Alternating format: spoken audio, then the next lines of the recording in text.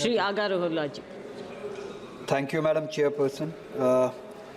Since the bill is being legislated, the railway bill is being legislated in the House, and my time is very limited, so I request for the attention of the Honourable Minister for Railways towards a very important and specific issue.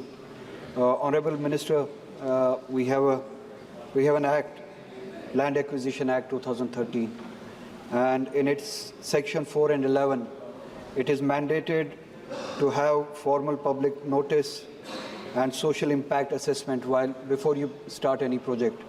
और कश्मीर में existing lines के अलावा 2 lines शुरू की जा रही है, उनका assessment किया जा रहा है. एक अवंतीपुरा से शोपियां तक पुलवामा डिस्ट्रिक्ट को इन्वॉल्व करता है, और दूसरा एक जो assessment बताया जा रहा है कि किया गया है वो अनंतनाग से पहलगाम तक. ये 2 लाइंस जो है विदाउट एनी प्रायर नोटिस शुरू की गई, असेसमेंट की गई है, और without any assessment of social impact. Social impact इसका आप इस बात से अंदाज़ा लगा सकते हैं कि ये इम्पैक्ट करता है एग्रीकल्चर और हॉर्टिकल्चर लैंड को, which amounts to almost, if I am not wrong, 288 hectares of land, जहाँ पे एप्पल हॉर्टिकल्चर के ज़रिए एप्पल के सेब के पौधे लगाए गए हैं. कुछ उसमें से 50 साल पुराने पौधे हैं, और इट टेक्स डेकेड्स, 20 साल 30 साल लग जाते हैं पौधे बड़े होने में before it comes to productivity, जब इसकी प्रोडक्टिविटी शुरू हो जाती है. और जो ये हॉर्टिकल्चर है, it provides employment to 35 lakh people in Kashmir, which is equivalent to almost 23% of the whole population. तो आप लाइंस वहाँ से ले जा रहे हैं जहाँ से हॉर्टिकल्चर इम्पैक्ट होता है, सेबों के दरख्त इम्पैक्ट होते हैं. 288 हेक्टेयर्स ऑफ लैंड जो है इम्पैक्ट हो जाता है. सो आई फेल टू अंडरस्टैंड विद किसकी डिमांड पे.